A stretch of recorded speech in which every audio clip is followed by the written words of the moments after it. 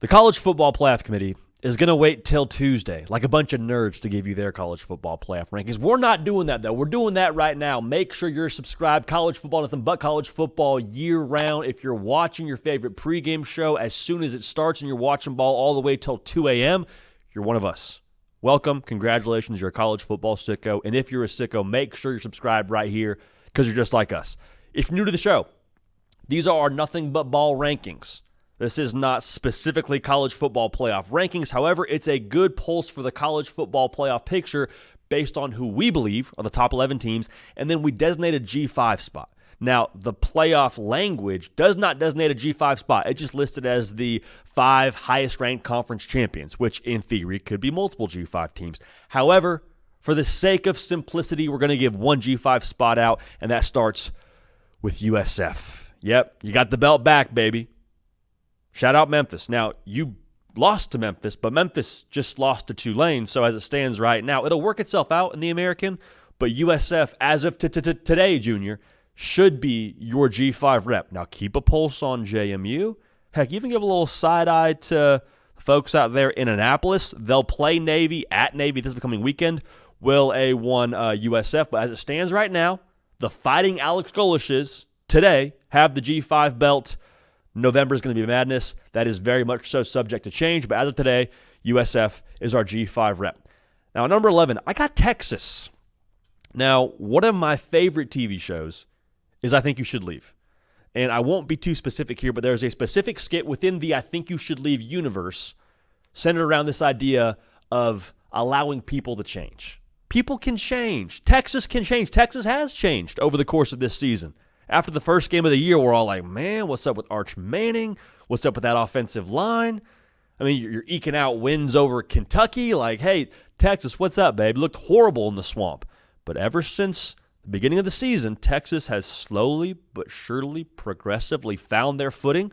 Arch Manning, I don't know if he got a different prescription on the Warby Parker kind of contact lenses he wears. I don't know if we got some different Viore fitting sweats, maybe extra Red Bull. I don't know, but Arch Manning's playing at a higher level. I think Texas overall is playing a more complementary style of ball. Now, if you're one of those people watching this show and saying, this guy's a freaking idiot, this guy doesn't know anything about ball, man.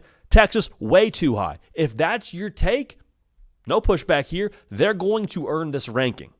Texas is, if they stay here, or if they go higher than this ranking. I mean, they're going to play Georgia next week. You're going to play Texas A&M at the end of the season. If Texas finds themselves in the college football playoff, it will not be charity. They will have earned that spot. But as of this week, based on all the things that have happened around them, and that win over Oklahoma and the win over Vanderbilt, Texas, number 11, in the nothing but ball rankings after week 11. Now, number 10, this is where me and the committee don't see eye to eye. And I think the committee actually, for the most part, has done a pretty good job outside of me calling them nerds. I got Georgia Tech at 10. I'm not over here acting like we didn't have the first few months of the college football season just not happen. Because Georgia Tech, they lose to NC State the week before the playoff, or the weekend rather, before the college football playoff rankings came out. And at that point, the committee just said, nope, can't even look at you, Georgia Tech. We'll put you in the teens. I don't even want to see you. I'm like, have we not seen Georgia Tech up until that NC State game be undefeated? As it stands right now, I have a hard time looking at what Georgia Tech has done to this point in the year and seeing them for what that NC State loss was. Okay, I understand it wasn't great, but Georgia Tech, I'm going to go ahead and put them at 10, and I have a hard time putting a 2-loss Oklahoma ahead of them as it stands right now. So this is definitely subject to change, but right now I think Georgia Tech is and should be number 10 in college football. Now at number 9, I got Notre Dame. Wait, JD, you just said you couldn't put a 2-loss team ahead of Georgia Tech. No, I said I couldn't put a 2-loss Oklahoma ahead of Georgia Tech. I'm okay with putting Notre Dame at number 9. And my logic is actually pretty similar to the playoff committees here. I am a big In-N-Out fan. Raised in Southern California. I grew up on double-doubles and strawberry shakes and their fries. And people have hot takes on In-N-Out, especially from people that aren't from the West Coast. People have massive issues with In-N-Out and how you talk about them, and kind of a similar discussion with Notre Dame. People have massive issues with Notre Dame and what they've been over the context of the season and those 2 losses. Say what you want about those 2 losses. Say what you want about what In-N-Out maybe lacks in versatility of their menu, with them only having burgers and fries. They're not going to let you down or give you massive trust issues any given weekend.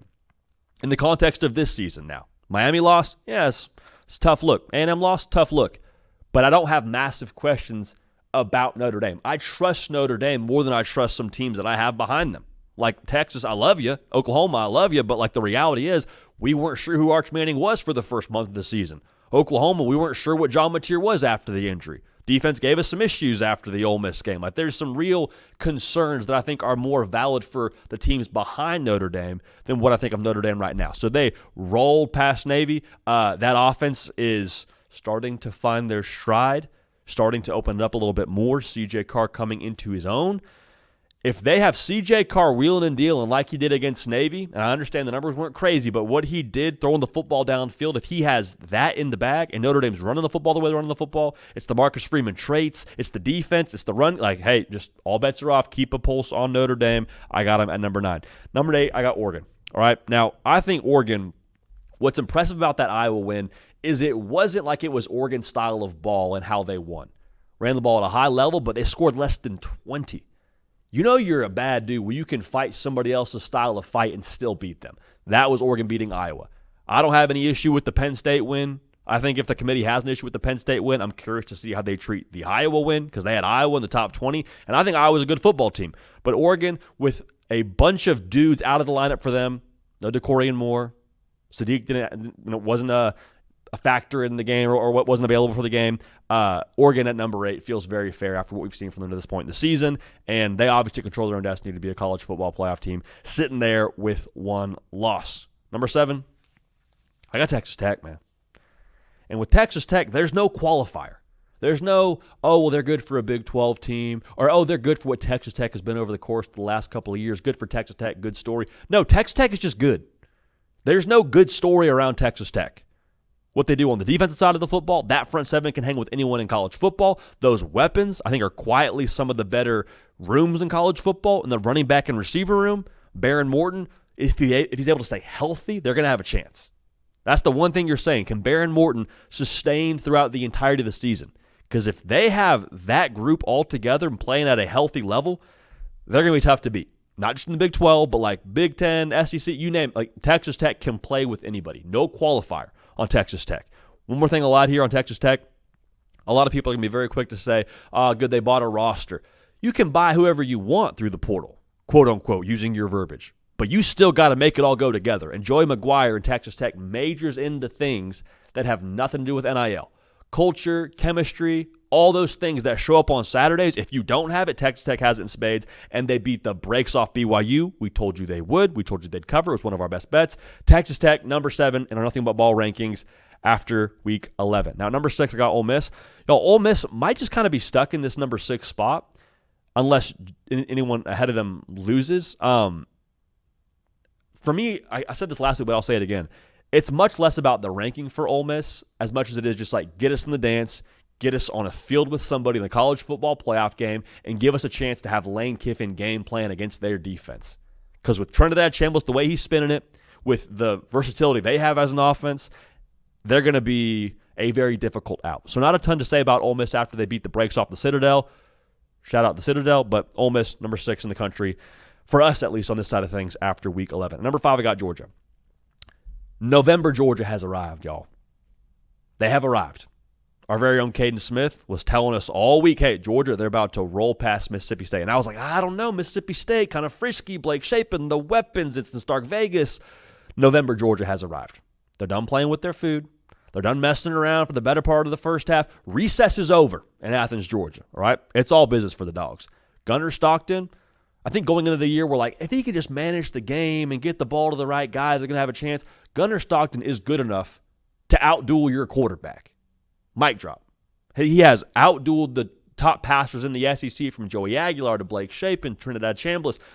Gunnar Stockton is the reason you can win football games. Okay, so the level he's playing at right now, throwing the football downfield, and if they're going to run for 200-300 yards a game, all bets are off. Georgia, wagon mode, has arrived in Athens. God bless the rest of college football. Now, Alabama, I don't think they're sweating Georgia too much at this point in time with them having beat Georgia in Athens. The reason why you feel confident if you're an Alabama fan is twofold. One, you have continued to pass the what I call spot test. We've talked about tricky spots every single week for Bama. It's Missouri at 11 a.m. kick. It's a frisky LSU coming to play you with no head coach. And like Alabama every single time is one of the most present teams in college football in the sense that they meet for that four-quarter game, whatever's required. Hey, we got to have Ty Simpson throw the football downfield. Awesome. Hey, we got to find a way to put the game on ice with the run game against Vanderbilt. Awesome. Hey, the defense got to show up. Awesome. We're only scoring 20 against LSU. Cool. We'll take care of business. They have an ace of spades at quarterback in the sense that no matter what the situation is, no matter what the other personnel is, at the end of the day, they got Ty Simpson and you don't, and that might just be the way that things go. I think he proved in the LSU game that he is not just a product of the system. The dude's able to make the system go in the sense of he can do things off structure, out of the rhythm, all those things. Like, he is good enough to make Alabama right offensively, even when the scheme isn't going to be superior to what the opposition has. Now, to be fair, I think the scheme will be pretty superior with Ryan Grubb and Kalen DeBoer pulling the strings, but you hear what I'm saying. When you have one of the best DCs in Blake Baker on the other side, he can still get you 277 on 35 attempts when you don't have much of a run game behind him. So, ace of spades and Ty Simpson, Alabama number 4 in this week's rankings. Now, I got Indiana at 3. And I think a lot of people will be quick to say, you're docking them for the Penn State or the Penn State win, rather. It could have been a loss, I suppose. That's not really my angle here. I've actually said I think Indiana has a case to be number 1 in college football based on their resume. I've had Indiana at 3 before. I've had them in that top 2 as well. I got them at 3 more so to do with the teams ahead of them. I think the Penn State win was massively impressive. Like, I'm not knocking Indiana at all for finding a way to get it done. Like, I think in modern college football, we've seen time and time again, especially this season, it is borderline impossible to have your fastball every single week. We say it all the time, but it is 18 to 22-year-olds with a oddly shaped ball that bounces funny, and you go play in different college campuses half the year. Like, it's a tricky game with a lot of variance. So who are you when you don't have 100 off the mound? Indiana was a team that found a way on the final drive for Nana Mendoza, 80-plus yards with his boys, finding a way to get it done. And so you can say all these things about, well, how good is Penn State really, and this, that, and the other. Like, I think, 1, Penn State's a talented roster, say that at the very least. 2, didn't have their best football and still found a way. Delivered a cinematic moment where Gus Johnson's out here just losing his voice talking about a Fernando Mendoza dime. It is what it is. Indiana found a way to win, and I'm not knocking them for finding a way to get it done against a good Penn State roster, rather. Now, A&M at 2, they're one of those teams that I believe will eventually just reach their flow state over the course of a game, or at least it's what we've seen so far this year for A&M.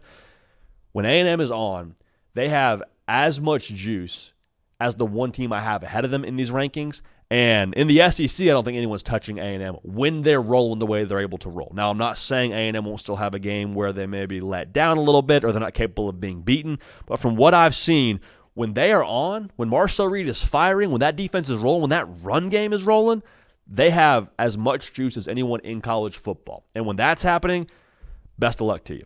Like, I think A&M, too, it needs to be said out loud. Whenever I watch them, they're kind of a slow burn at times. Like, it's funny to say, but I sometimes don't realize how much A&M is up on a team until like the game's already out of reach. It's very much so what I said a couple of weeks ago, where you're at the beach and you're out there in the current and you're playing around and you're kind of keeping an eye on where your umbrella is and your beach chair is, and you look up in 15 minutes from where you just were, and you're like 30 yards down the beach. Like, the current's sort of taking you away slowly but surely. We didn't even realize what was going on.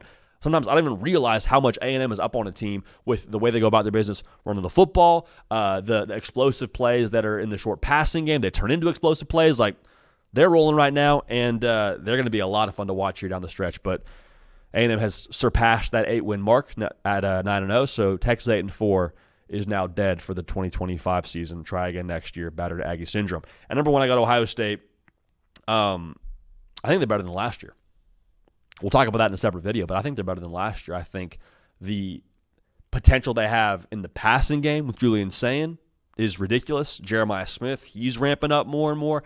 The run game, you don't have Judkins and Henderson like you did last year, but I don't think you're like wanting a ton in the run game. The defense, I would say, is better than last year. Someone on this show said that Matt Patricia wasn't a great hire, and they're in position to potentially eat crow for that, so we'll do that when that time comes. But Ohio State, they're following a tremendous race plan.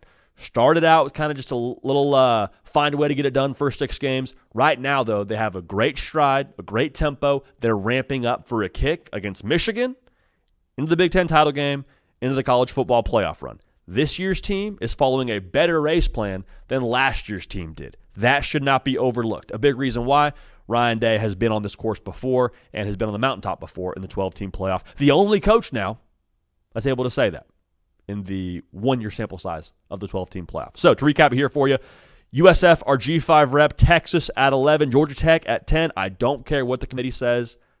I don't have forget me spray, whatever they have, Men in Black. I remember Georgia Tech being undefeated, and that one loss is not going to deter me from putting them in the top 10.